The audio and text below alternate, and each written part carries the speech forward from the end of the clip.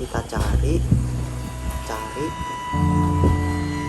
ketemunya dia itu di belakang kursi. Itu dia sudah meninggal. Orang yang Tadi yang dibilang sama penjaganya tadi itu cewek cowok, ibarat kata mesum, dia mati tembak.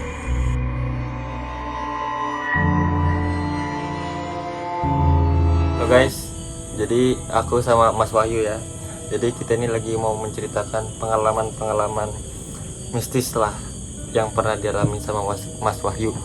Jadi kalian harus tonton ini bakalan seru banget ceritanya. 1, 2, 3.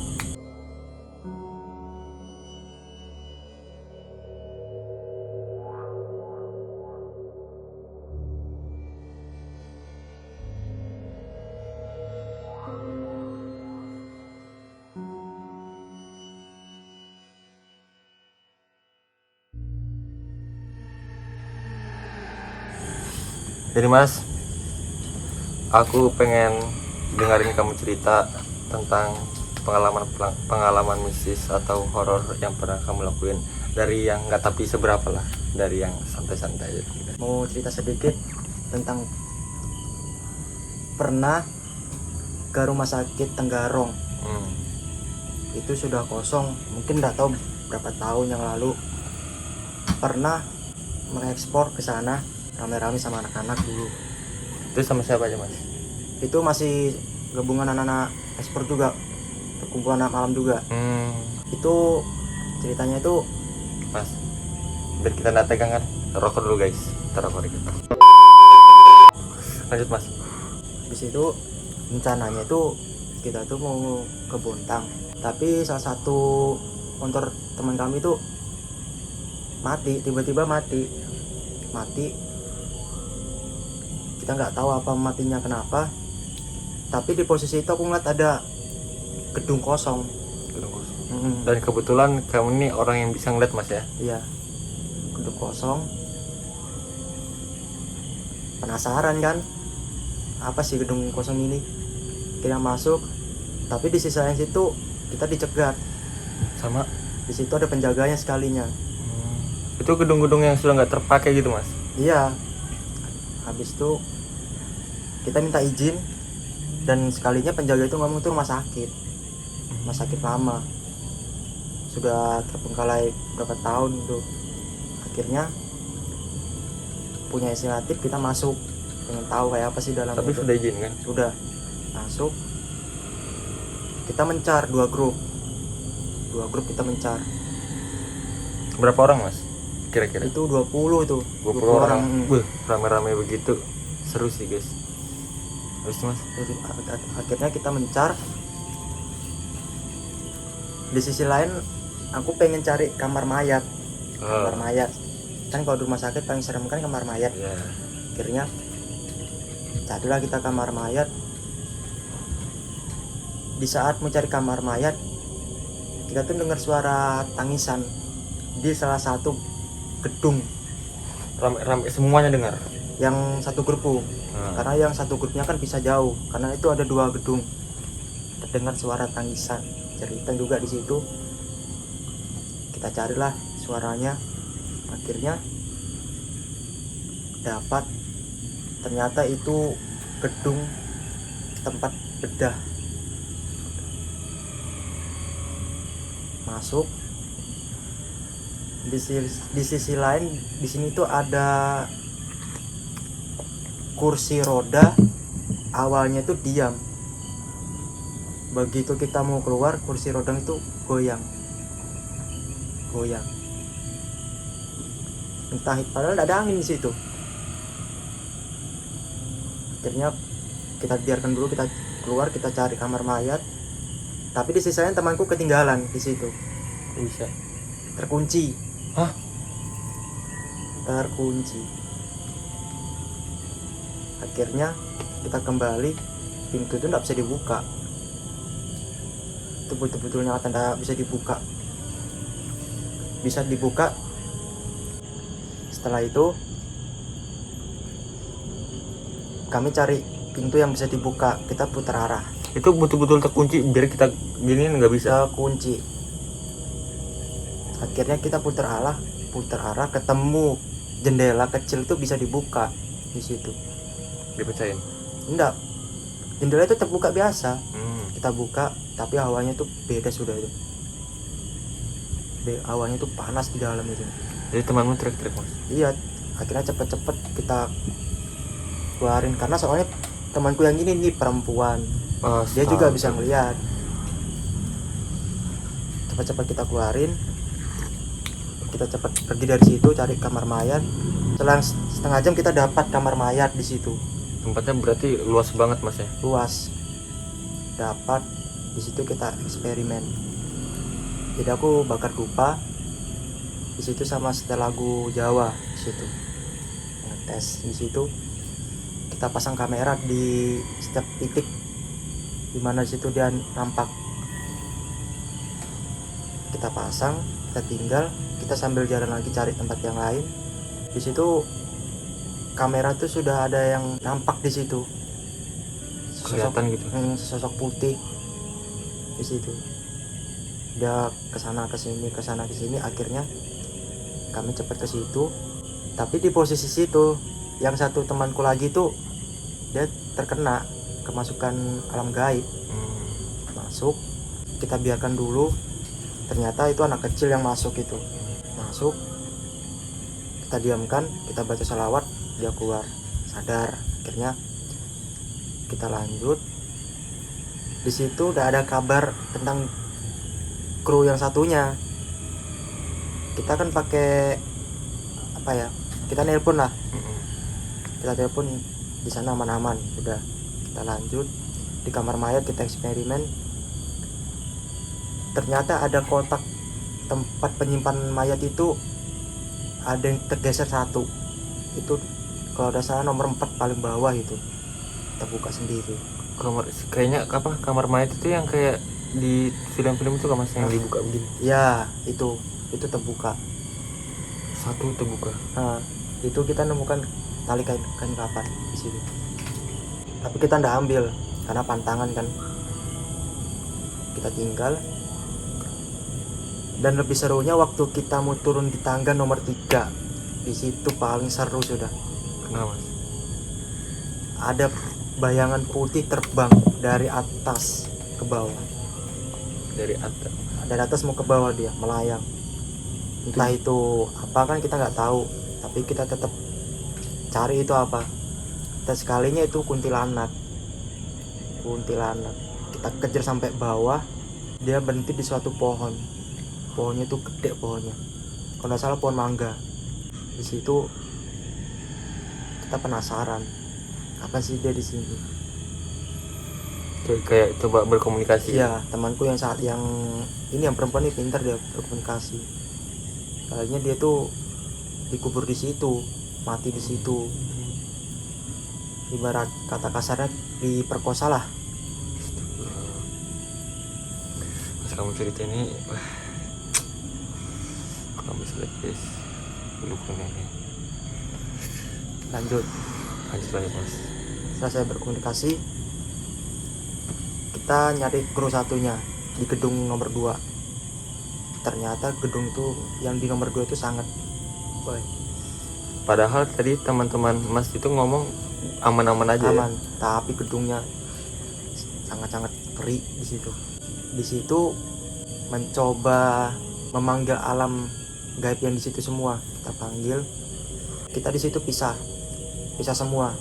Jadi sendiri-sendiri. Nah, mencoba pisah sendiri-sendiri. Karena gedung itu luas. Di ibarat kata mungkin seperti perumahan lah. Betulan itu. Kita berangkat dari Balikpapan itu pagi. Bersinggah di kota Samarinda itu kita siang. Habis sholat maghrib kita pergi ke Tenggarong. Itu rencana memang ke Bontang, tapi kita pergi ke Tenggarong tuh nyampe itu jam 10 malam. Ya, di saat eksperimen itu kita sampai hampir jam 4 subuh karena tuh gedung tuh luas. Di situ kita pisah. Aku kena di suatu gedung kecil. Entah itu apa, itu bertingkat 3. Masukin. Itu aku sendiri masuk. Ya mungkin Kalau orang mungkin nggak berani kalau masuk sendiri tuh. Iya, apalagi aku mas biar kamu kasih aku uang. Karena di situ namanya monster lewat pun nggak ada, rumah satu pun nggak ada, itu sudah semak semua, ketutup. Masuk di situ aku tuh ketemu sesosok genderuwo di situ, di atas lantai 3, Badan besar gitu. badan besar di situ. Dia 2 pasang. Ya aku ya bilang dalam hatiku, ya saya nggak ganggu di sini, hanya pengen tahu tempat ini. Mas, apa namanya, kalau misal aku boleh potong mas ya, jadi kayak seandainya kita memasuki kawasan-kawasan yang ada penunggunya lah, mereka itu dari alam sebelah itu, apakah dia mengetahui niat kita atau isi hati kita mas? Nggak tahu dia. Nggak tahu ya. Nggak Jadi tahu. kalau misalnya kita niat jelek begitu dia belum tahu atau kita Kalau atau gimana? dia niat jelek seperti tanda kutip mungkin mengapa gitu kan, dia pasti akan marah itu. Oh jadi, oh iya, jadi yang penting niatnya baik atau buruk itu Iya. dia tahu ya. Dia tahu. Selebihnya dia nggak tahu. Nggak tahu. Masuk di situ, ternyata memang penunggu situ. Karena di situ sudah suasana panas, akhirnya aku keluar di situ. Keluar, aku nemuin kruku sudah ngumpul di depan sama penjaga yang tadi. Kita tanya lagi, itu pernah kejadian ada bapak-bapak, istrinya tuh hamil, ceritanya hamil, dibawalah ke rumah sakit situ. Ke rumah sakit situ istrinya ditinggal, dia ketemu sama ya orang kayak kita gini Mas Yan, ditinggal, dia pergi. 2 jam lalu dia kembali. Itu bukan rumah sakit yang dia lihat pertama tadi, lain, sudah lain. Itu rumah sakitnya menjadi yang sudah tidak terpakai. Jadi istrinya kayak mana mas? Dia cari istrinya masuk ke mana, ke ruang UGD, ya di atas tempat tidur Mas Yan istrinya itu. Terus istrinya kayak mana? Tapi posisinya istri itu sudah hamil dia. Entah itu siapa yang ngeluarkan, nggak tahu. Di situ Sudah ada anaknya gitu? sudah digendong. Istrinya pun ditanya sama suaminya, nggak bisa menjawab di situ. Nggak bisa jawab, nggak bisa ngomong, kayak dibungkam itu lah. Habis itu mas? Di situ saya sih kurang greget kalau di situ. Kita pulang ke Kota Balikpapan. Di sini kan ada Hotel Tirta. Terkenal ya di Terkenal. Balikpapan kalau Hotel Tirta itu. Di situ pas malam Jumat kita pengen masuk di situ, pengen tahu karena belum Itu sudah dalam keadaan tertutup? sudah, itu pagar seng. Iya, Ada pagar orang seng jualan itu. tuh kan, Iya. kita minta izin supaya dia menjaga itu. Kita diperbolehkan masuk, tapi di situ dia ngomong ada orang juga di dalam Mas. Di mana? Di dalamnya ada orang juga Mas. Itu penjaga memang khusus yang jaga? Bukan, mereka kayak nyewa gitu tempatnya, buat tempat taruh gerobak mereka. Kita minta izin, ngomongnya ada 4 orang di dalam Mas. Tapi dari sore dia belum ada keluar. Pokoknya nanti kalau kita mau masuk kita cari nanti. Kita masuk, aku cuma berempat di situ. Berempat masuk. Pertama itu kita nemukan sebuah kasir. Itu kasirnya kalau zaman sekarang beda, itu zamannya dulu, masih tahun belum kita lahir itu. Masuk, kita nemukan kolam. Iya bilangnya ya, terkenal tuh kolam Di situ terkenal kolamnya itu warnanya tuh hijau. Ya hijau lumut lah kalau gitu. Di situ posisinya aku pengen lihat dalamnya apa enggak, itu aku masukin bambu, tapi pas mau angkat tuh enggak bisa diangkat, keras. Berat. Bambu itu iya. Diangkat itu kayak ngerasa kayak ada yang nardat dari bawah. Akhirnya aku biarkan aja sambil baca sholawat, naik. Belum naik, itu masih ada di lantai bawah. Ketemu satu gedung, situ ada sendal dua pasang. Masih bagus? Masih. Sendal hotel sana apa gimana? Lain, sendal biasa kita pakai. Cuacanya juga mau hujan ya mas. Semakin mendukung guys. Lanjut guys.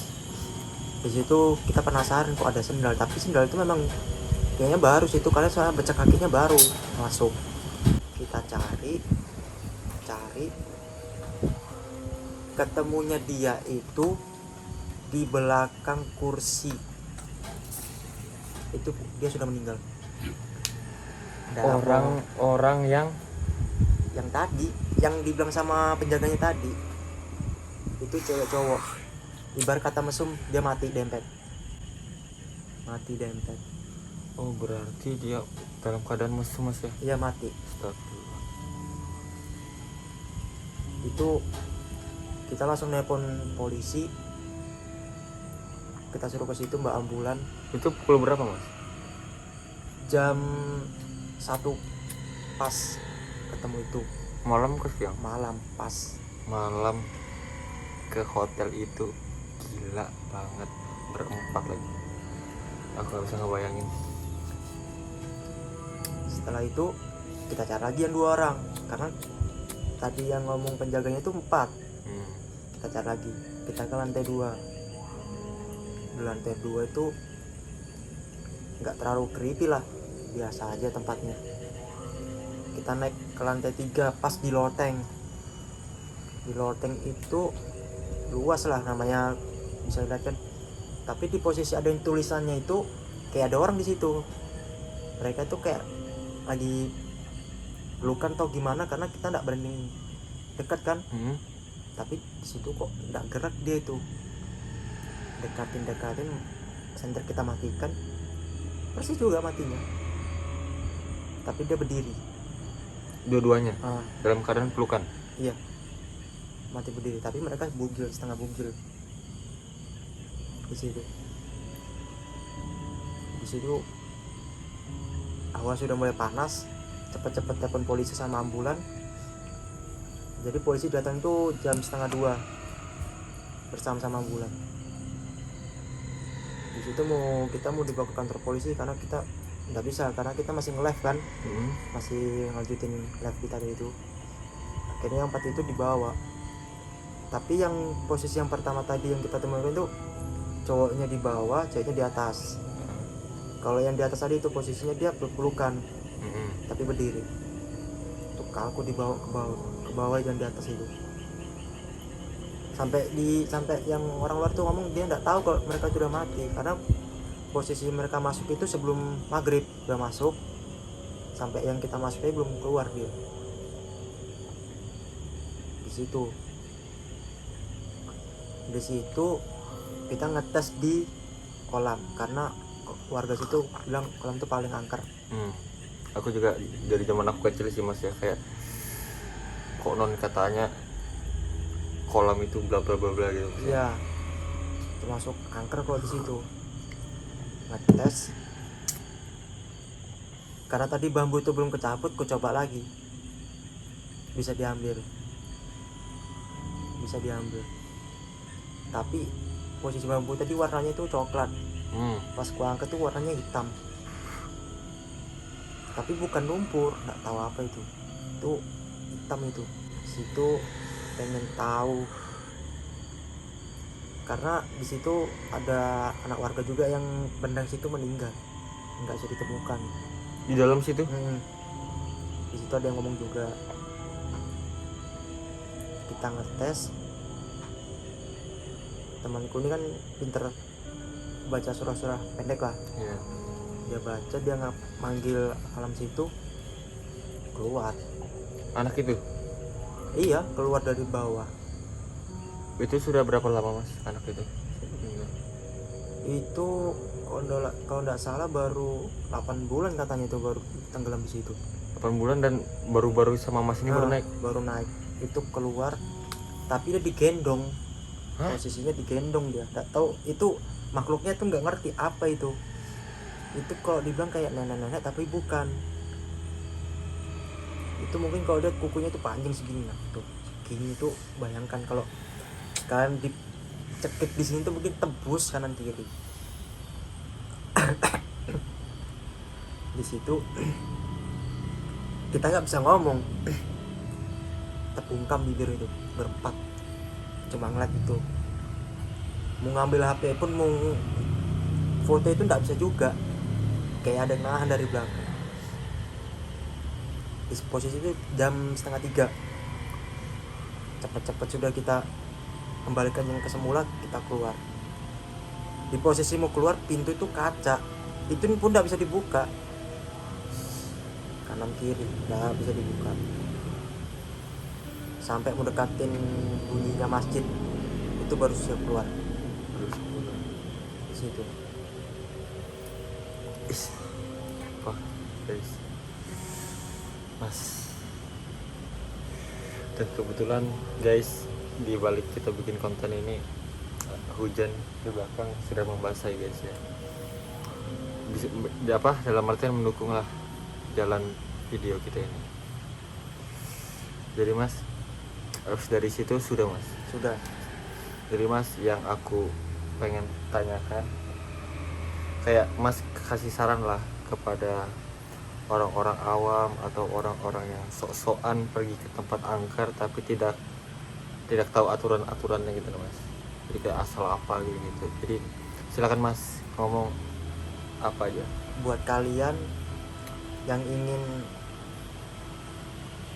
mencari alam menjelajahi alam gaib, jangan pernah sendirian, apalagi kalau nggak sama yang profesional. Karena kenapa, di suatu nanti kalian menghadapi satu alam gaib yang di luar sana, kalian nggak bakal bisa.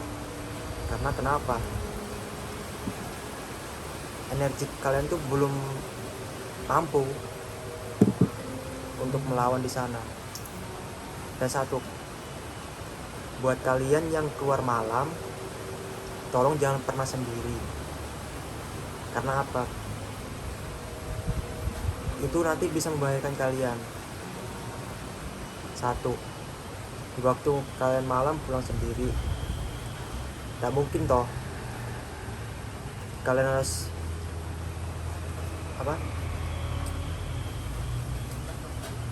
membawa kendaraan kalian maju. Jangan sampai. Dan kalau kalian mau melewatin kuburan, harus mengambil 3 kali. Karena apa, nanti itu bisa terjadi. Entah itu kalian nggak percaya atau nggak percaya apa nggak percaya, ini saya cuma ngasih saran buat kalian semua. Dan jangan pernah pergi sendiri di waktu malam. Buat kalian, jangan pernah pergi sendiri di waktu malam. Mungkin aku bisa tambahin mas ya, kalau misalnya kita kemana-mana, kalau bisa kita baca doa ya. Terus juga attitude kita itu yang paling penting. Karena apa? Karena sebenarnya kita ini hidup ini gak cuma sendiri mas ya. Iya. Kita ini berdampingan. Nggak tahu kan, di saat kalian nonton video ini, di samping kalian atau di belakang kalian, di bawah ranjang kasur kalian atau di dalam WC kalian ada apa-apa. Jadi kayak permisi apa-apa, biar kan kayak hal sekecil apapun, kayak contoh ngeludah mas ya. Iya. Kalau ngeludah itu jangan sembarangan tempat, tetap izin. Seperti ngeludah, kencing atau mau gimana, itu harus izin. Kalau enggak, kalian kena timbal baliknya nanti. Iya, kalau kita udah permisi mas ya. Iya. Ada pesan lagi mas atau gimana? Ada satu pesan buat kalian. Kita ini kan masih punya Tuhan. Jangan pernah takut sama setan atau iblis. Mereka itu sama seperti kita, tapi beda alam gaib. Sewaktu kalian ketemu, udahlah, nggak usah kalian lari atau gimana, nggak usah. Cukup satu, baca surah, istighfar, sholawat. Nggak bakal ganggu, nggak bakal dia mau megang kita, nggak bakal. Itu aja sih saranku. Aku juga sudah sih mas. Jadi ya guys, sekian dari video kita. Kalau misalnya kalian pengen lagi kita cerita begini, kalian komen di bawah. Jangan lupa like, comment, share, and subscribe. See you again.